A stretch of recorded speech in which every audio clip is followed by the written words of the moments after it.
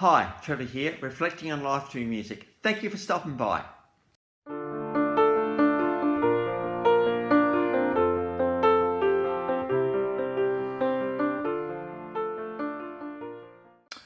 Well, coming again today, you're very welcome.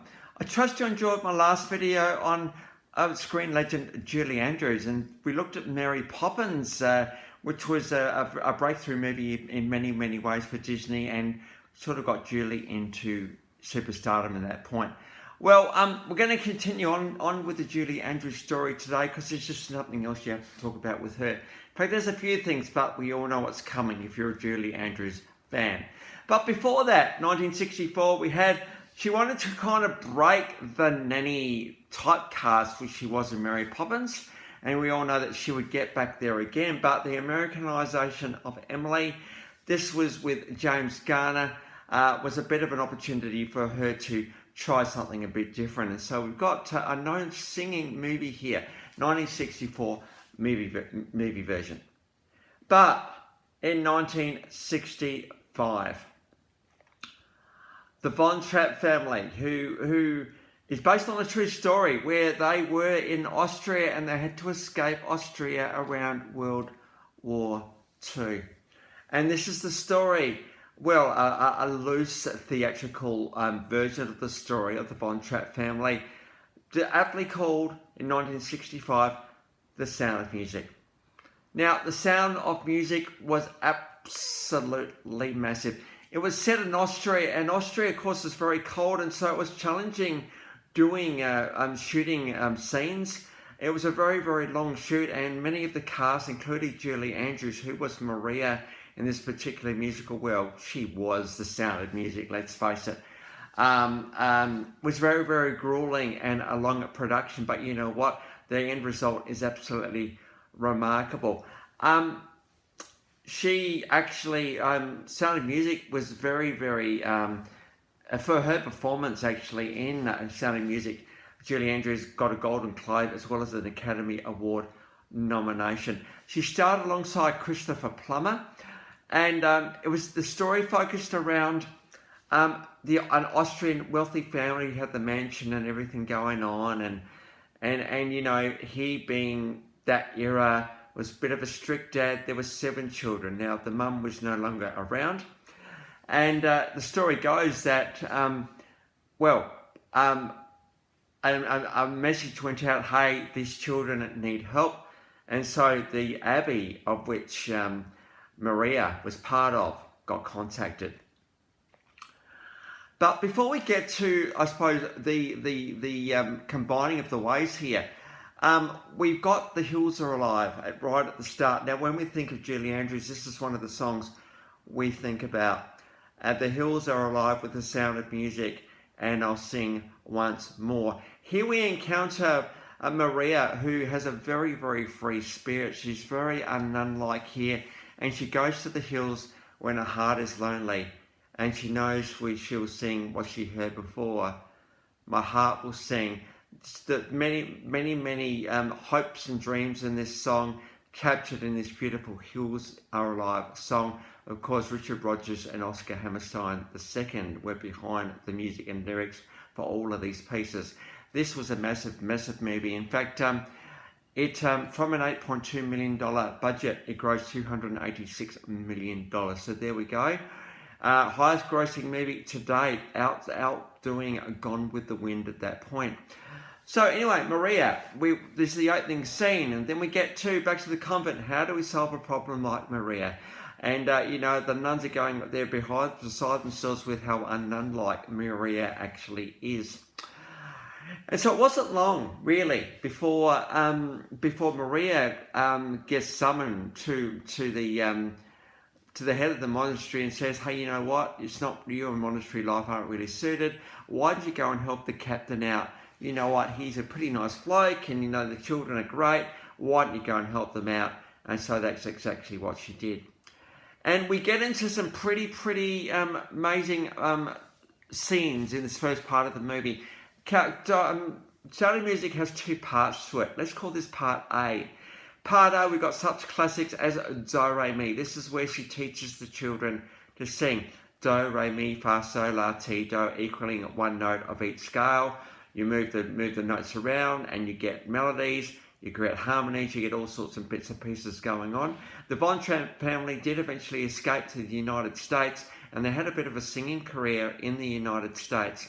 So we've got to have Do Re Mi. You know, such a classic Julie Andrews performance right there. It really just captures all of the essence of who she is, the playfulness, the excellent extreme talent. There's a very, very high note at the end of the whole moving, and she just really, really is the all-encompassing film singing performer.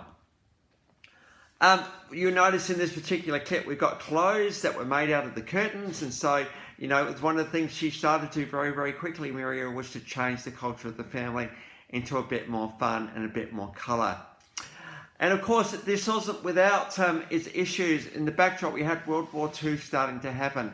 We had the captain starting to tap on the shoulder about joining the German army, and him not really wanting to do that because he's a proud Austrian. He had not seen the music in his house for quite a long time, and Maria started to change that. Eventually, he does give in and sings Edelweiss to the children, Bless Our Homeland Together. And you notice in this particular clip, we've got the love interest of the captain who says, I should have brought my harmonica. So it's clear that things were starting to happen at this point. So things were getting a little bit tense, and so Maria escaped back to the convent, and the head of the convent said, hang on a minute, no, you go right back, because you know what? You do not belong here. You belong in with the captain. You might even fall in love with him. And so we've got the iconic Climb Every Mountain. I love this particular clip. First of all, how well it's sung, but secondly, just the way that Julie Andrews is just reflecting here. It's absolutely beautiful. And I think that would start the downward dark part of the story, because after that we have the wedding, and you know, and that's a pretty amazing thing. And pretty well, minute the wedding's over, we've got darkness descending. That the family is very, very conscious that their time is up. And what are they going to do? What are they going to do? What are they going to do? They have to conjure up a plan to escape from Austria. And earlier on, we have the children singing So Long Farewell to a house full of guests at the mansion, where they come back and do that in a bit of a concert. There's German army officers everywhere, and they do the same thing. Eventually, everybody leaving the stage in little groups, and followed by, of course, Maria and the captain at the end. That then leads to having to get in a car. There's almost a bit of a close call with the love interest of one of the children, and it gets really, really close. But eventually, they do escape. And the final scene. So we've got a movie clip of said Climb Every Mountain. We've got the captain singing Edelweiss, Climb Every Mountain. We've got the goodbye reprise. And then we've got the very, very ending where, of course, the Climb Every Mountain comes back. And no, it's actually true. We are climbing mountains to escape. And assuming that very, very last scene is them escaping into Switzerland, which is where they went. So Sound of Music is an absolute iconic movie. In many, many ways, it just captured the world's imagination. Julie Andrews was an absolute megastar at this point.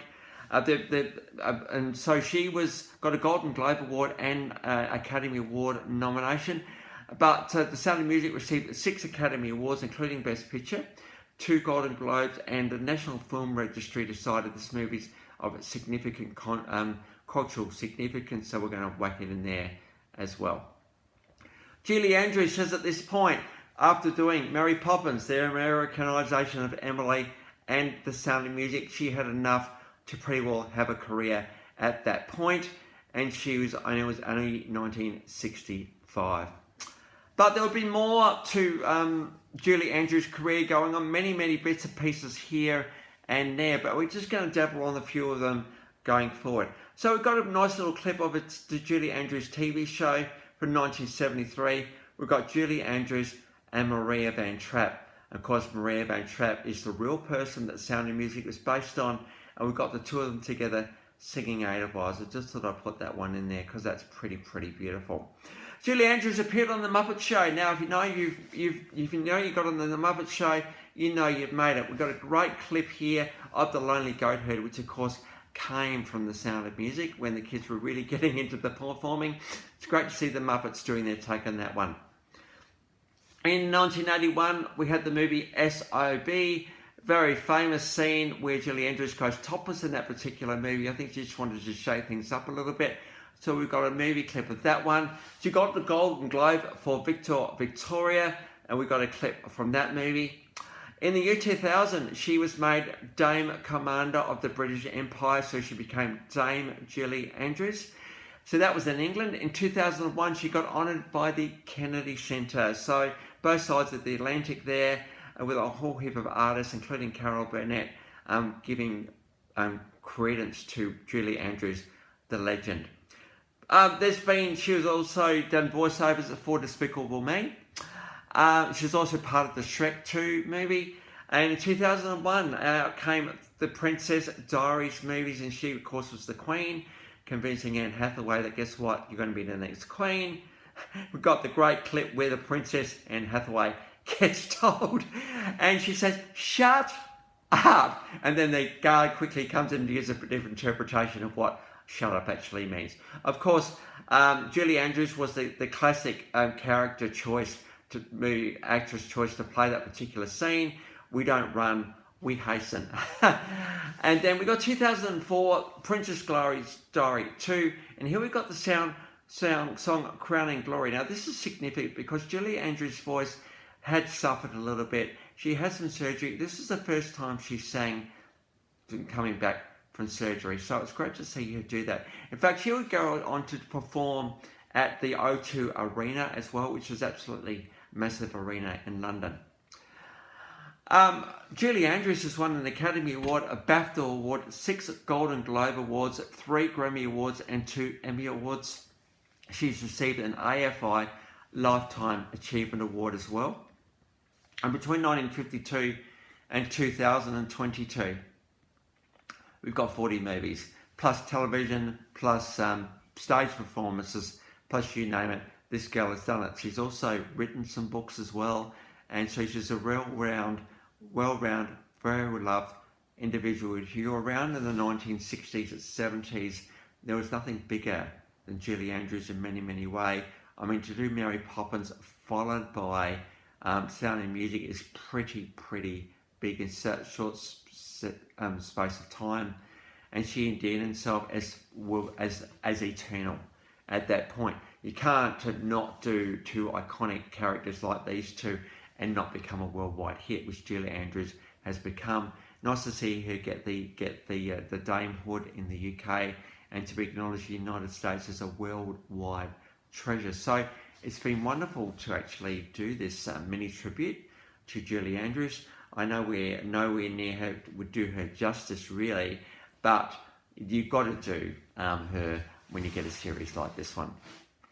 It's also good to look at, I suppose, the Mary Poppins movie and the Sound of Music movie as well. My mum would be very proud. She was a massive Julie Andrews fan and really loved the Sound of Music. She was a musical girl, absolutely. So the link to those 13 clips are in the description below. We've got a few from, well, the Americanization of Emily. We've got quite a few Sound of Music ones. We've got a few TV, including the Muppet Show and a couple of movie and so it really well encompasses all of her career highlights pretty much. There's 13 clips in the description below. And I've also included my last video from the last Julie Andrews clip. So if you want to review that one, feel free. Well, if this is your first time to Live Reflections through Music, or you've come back for another one, how great to see everybody here. Well, that's it for today. Next time, given we are looking at the Muppets, I think we better do Jim Henson next time. So that's where we're headed. Until then, I'll catch you around. Bye for now.